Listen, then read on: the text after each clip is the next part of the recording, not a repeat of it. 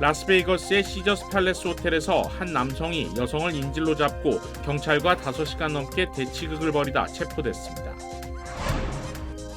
라스베이거스에서 현직 경찰로 재직하면서 카지노에서 연쇄 강도를 일으킨 용의자에 대한 재판이 시작됐습니다.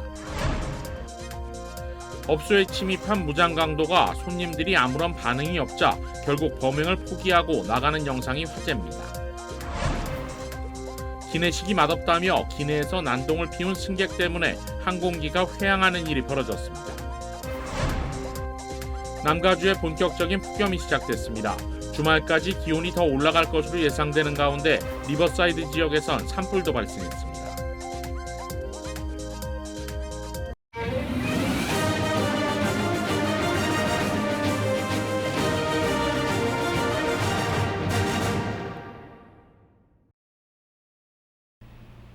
시청자 여러분 안녕하십니까? KBS 아메리카 뉴스입니다. 바이든 대통령과 트럼프 전 대통령의 유권자 지지율이 거의 동등하게 나타나고 있습니다. 단 몇천 표 차이로 승부가 가려질 수 있다는 전망입니다. KBTV 김은지 기자가 보도합니다.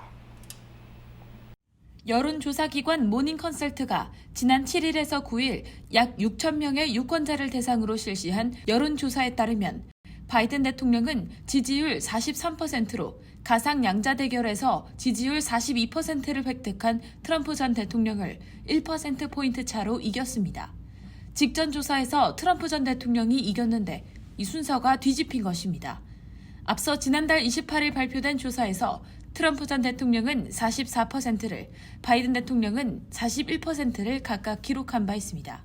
이는 트럼프 전 대통령이 오차 범위 밖에서 처음으로 바이든 대통령을 이긴 조사 결과라는 점에서 주목을 받았습니다. 한때 트럼프 대항마로 불린 론 디센티스 플로리다 주지사는 이번 조사에서도 가상 양자 대결에서 바이든 대통령에게 지는 것으로 나타났습니다. 특히 격차가 이전보다 더 벌어지면서 본선 경쟁력에 대한 유권자들의 의구심이 커지는 것으로 분석됐습니다.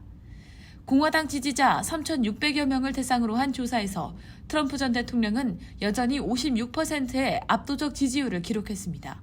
디센티스 주지사는 17%로 뒤를 이었으며 3위는 8%를 차지한 기업가 비백 라마스와가 차지했고 마이크 펜스 전 부통령은 4위로 밀려났습니다. 공화당 후순위 주자들은 트럼프 대세론이 굳어지는 것을 경계하고 있다고 정치 전문 매체 더 힐이 보도했습니다. AFP 통신은 전문가들의 분석을 인용해 애리조나주, 위스콘신주, 네바다주 등 경합주가 2024년 미국 대통령 선거에 키를 쥐고 있으며 미국의 유권자는 1억 6천만 명에 달하지만 차기 대통령은 단 몇천 표로 결정될 것이라는 데 무게가 실리고 있다고 보도했습니다. KBTV 뉴스 김은지입니다. 오늘 라스베이거스 시저스 팰리스 호텔에서 인질극이 벌어졌습니다. 투숙객들은 5시간 동안 두려움에 떨었습니다. 보도에 김경일 기자입니다. 라스베이거스의 시저스 팰리스 호텔 21층 객실 창문이 깨져 있습니다. 수영장 근처에 있던 관광객들은 시끄러운 소리가 들려 위를 바라보니 객실 유리가 깨져 있고 창문 밖으로 커튼이 펄럭이는 것을 보았습니다.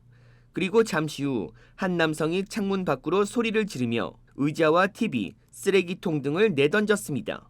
바닥에 떨어지면서 큰 소리가 나자 관광객들은 총소리로 착각해 놀라서 도망칩니다. 오늘 오전 9시 15분 한 남성이 여성을 방으로 끌고 들어가 인질극을 벌였습니다. 호텔 보안팀은 남성과 여성이 말다툼을 벌이다 남성이 여성을 끌고 들어가 경찰에 신고했습니다. 경찰은 용의자가 있는 21층을 봉쇄하고 협상 요원들은 남성과 대화를 시도해 여성의 안전을 확인했습니다. 그러나 남성이 방문에 바리케이트를 설치하고 총이 있다고 소리쳐 경찰은 쉽게 접근하지 못했습니다. 그렇게 약 5시간 넘게 대치극을 벌이다 경찰 특공대가 방을 급습해 용의자를 제압하고 여성을 무사히 구출했습니다. 경찰은 납치된 여성이 부상당하지 않았다고 밝히며 총이 있다고 주장한 남성의 총은 발견되지 않았다고 설명했습니다. 오늘 사건으로 수영장에 있던 관광객들이 놀라 호텔 밖으로 뛰쳐나오면서 인근 도로가 통제되기도 했습니다. 또 호텔 엘리베이터가 모두 정지돼 투숙객들은 두려움에 떨어야 했습니다. 호텔 측은 위험이 사라져 투숙객들의 이동을 제한하거나 객실을 통제하지 않고 있다고 밝혔습니다. KBS 뉴스 김경일입니다. 라스베이거스 카지노에서 연쇄 강도를 일으킨 용의자에 대한 재판이 시작됐는데 용의자는 현직 경관이었습니다. 연방검찰은 지난 2021년부터 2022년까지 라스베이거스 스트립 카지노에서 3건의 무장 강도를 일으킨 올해 35살의 칼레브 로저스에 대한 재판이 시작됐다고 밝혔습니다. 검찰에 따르면 로저스는 현직 경찰로 근무하면서 강도 행각을 저질렀는데 심각한 도박 중독으로 현금을 손에 넣기 위해 범행을 일으켰습니다. 범행이 이어진 4개월 동안 로저스는 16만 5천 달러의 현금을 손에 쥐었습니다. 범행에는 경관에게 지급된 총기도 사용됐습니다. 용의자는 지난해 2월 세 번째 범행을 일으키던 과정에서 카지노 보안요원에 의해 제압당한 것으로 전해졌습니다. 로저스는 라스베이거스 경찰국에서 7년간 근무했으며 범행 당시 순찰 담당으로 재직하고 있었던 것으로 확인됐습니다. LA 경찰국이 올 상반기 14명의 한인들을 체포한 것으로 집계됐습니다. LA 경찰국은 올 상반기 14명의 한인 용의자를 체포했으며 체포된 한인 용의자들의 상당수가 불법 도박을 일으킨 혐의를 받았다고 밝혔습니다. 불법 도박 혐의로 인한 체포는 팬데믹 이후 급증한 것으로 나타났는데 올 상반기 같은 혐의로 체포된 용의자는 무려 362명에 달했습니다. 경찰은 가정집을 하우스로 개조한 뒤 밤새도록 도박이 이어지는 불법 행위가 반복되고 있으며 LA 한인타운 지역에도 이 같은 불법 도박장이 상당한 것으로 파악되고 있다고 전했습니다. 경찰은 낮에도 어둡게 커튼을 쳐두거나 신원을 알 수 없는 사람들이 수시로 들락거리는 집, 기준치보다 많은 차량이 주차된 가정집을 발견할 경우 불법 도박이 일어나고 있을 가능성이 높다고 밝혔습니다. 한편 다른 한인 용의자들은 가중폭행과 불법 무기 소지, 성범죄, 마약, 교통법규 위반 등으로 체포된 것으로 집계됐습니다. 업소에 강도가 침입했는데 아무런 반응이 없다면 어떤 상황이 벌어질까요? 무반응에 더 놀란 강도가 아예 도둑질을 포기해버린 영상이 화제입니다. 네일샵 문을 열고 들어오는 한 흑인 남성. 총이 가방 안에 있다는 신용을 하며 직원과 손님에게 금품을 요구합니다. 아무런 반응이 없자 카운터로 향해 보지만 업주는 전화를 받느라 강도를 신경 쓰지 않습니다. 한 여성의 휴대전화를 낚아챈 뒤 가게 안을 둘러보지만 역시 직원과 손님들은 여전히 아무런 반응을 내놓지 않습니다. 사건은 지난 9일 조지아주 애틀랜타에서 벌어졌습니다. 이 흑인 남성은 자신이 무장했다며 위협하고 돈을 내놓으라고 소리쳐봤지만 그 누구의 관심도 받지 못했습니다. 결국 이 남성은 범행을 포기하고 도주해버렸습니다. 조지아주 경찰은 CCTV를 공개하며 용의자에게 2,000달러의 현상금을 내걸었다고 밝혔습니다. 강도를 벌인 용의자가 체포될 경우 최대 20년형에 처해질 수 있습니다. 기내식이 맛없다며 기내에서 난동을 피운 승객 때문에 항공기가 회항하는 일이 벌어졌습니다. 지난 9일 텍사스주 휴스턴에서 이륙해 네덜란드 암스테르담으로 향하던 유나이티드 항공편이 이륙 2시간 만에 시카고 오헤어 국제공항으로 회항했습니다. 유나이티드 항공은 해당 항공편이 승객 소란으로 회항했으며 사법기관에 승객을 인계한 뒤 목적지로 다시 이륙했다고 발표했습니다. 항공업계에 따르면 해당 승객은 비즈니스석에 탑승했었는데 기내식에 대한 불만을 표출하며 난동을 벌였습니다.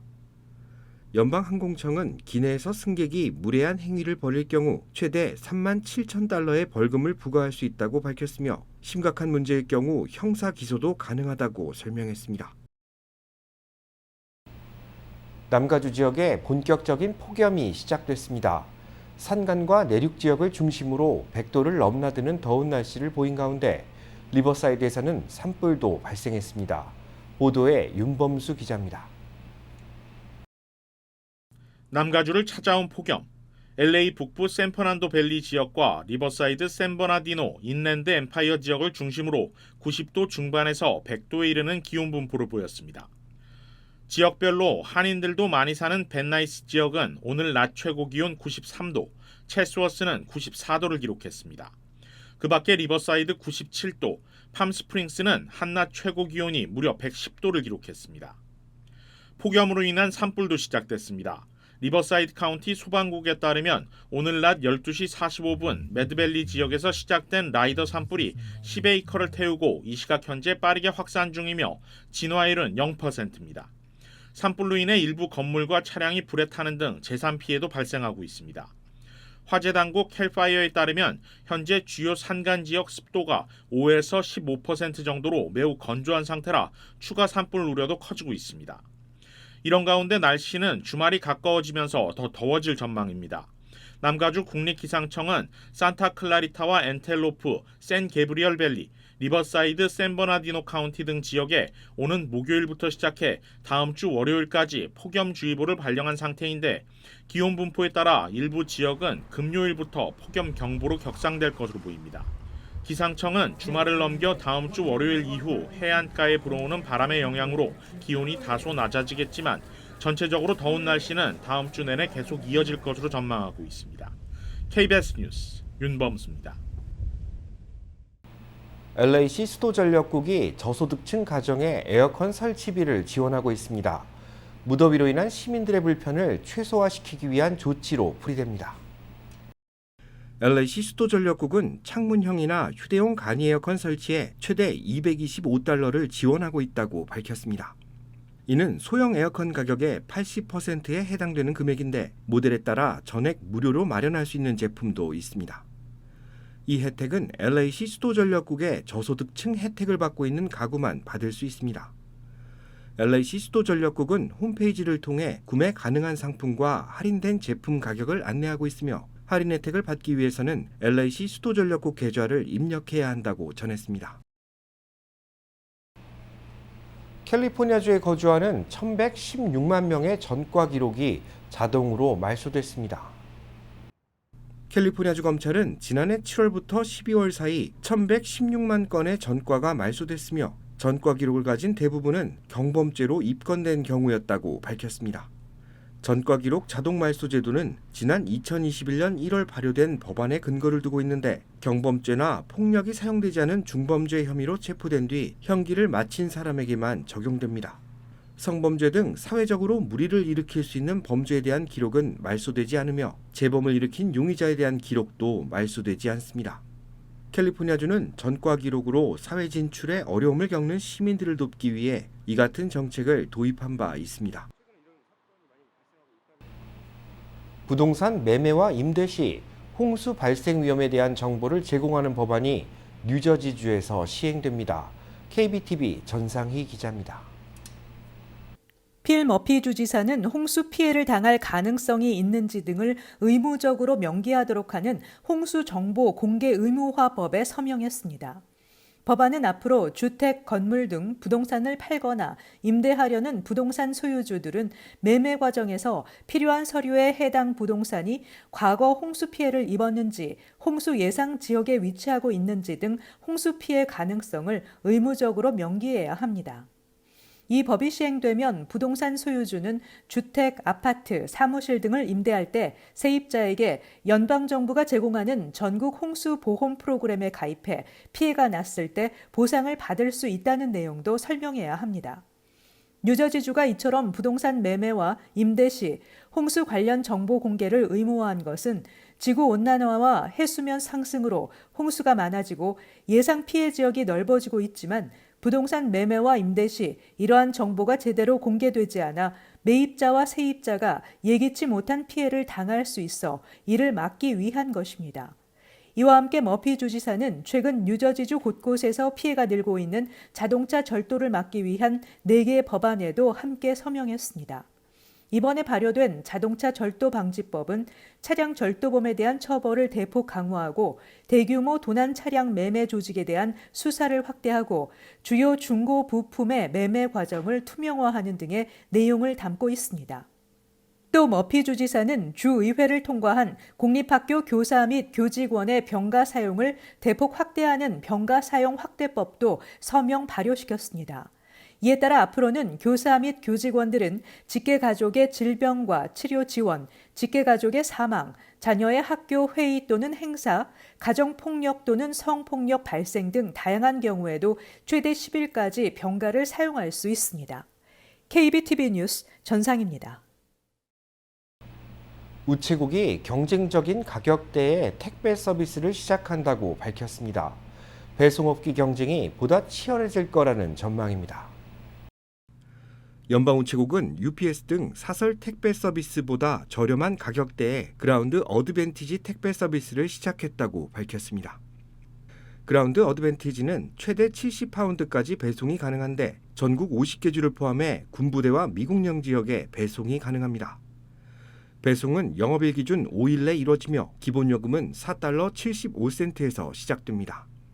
우체국은 높아진 물류비로 고심하는 시민들을 위해 경쟁적인 가격대에 상품을 내놓게 됐다고 밝혔습니다.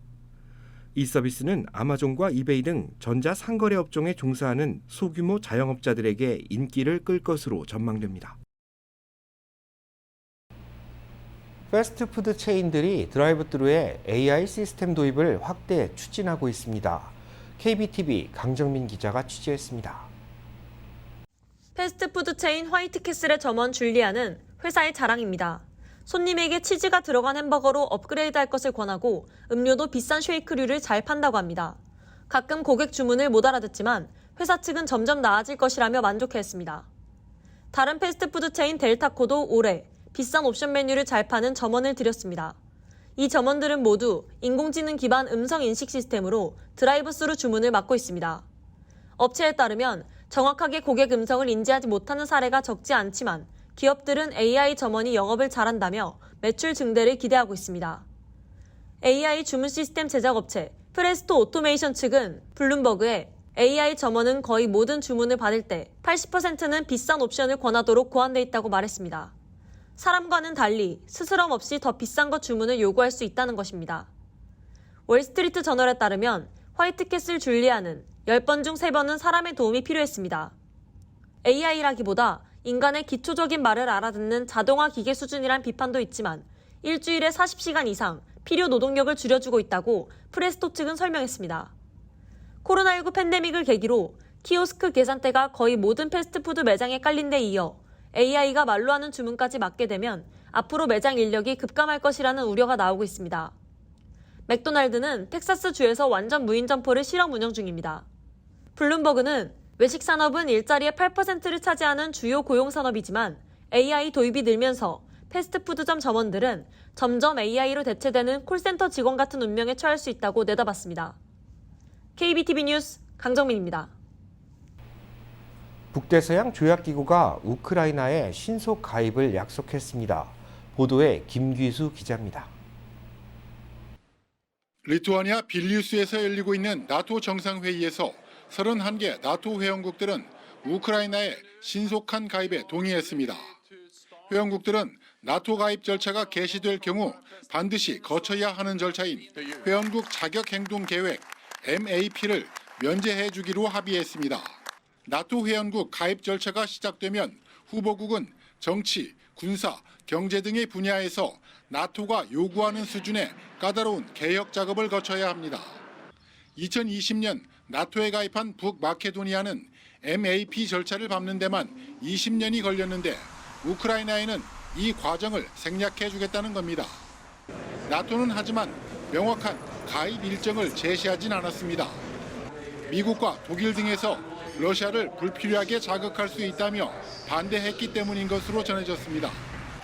즉시 가입 또는 전쟁이 끝난 뒤 바로 가입을 희망했던 우크라이나로선 실망스러운 결과가 아닐 수 없습니다. 이런 분위기를 미리 감지한 젤렌스키 우크라이나 대통령은 회의에 앞서 불확실성은 나약함이라며 나토의 전향적 태도를 촉구하기도 했습니다. 젤렌스키 대통령은 또 시간표가 정해지지 않는 것은 전례 없는 터무니없는 일이라고 강한 불만을 터뜨리면서 나토의 모호한 태도가 러시아에는 테러를 계속할 동기가 된다고 주장했습니다. 베를린에서 KBS 뉴스 김규수입니다. 새로운 소셜미디어 스레드가 파란을 일으키고 있습니다. 출시 닷새 만에 가입자 1억 명을 돌파했습니다. 박석호 기자입니다.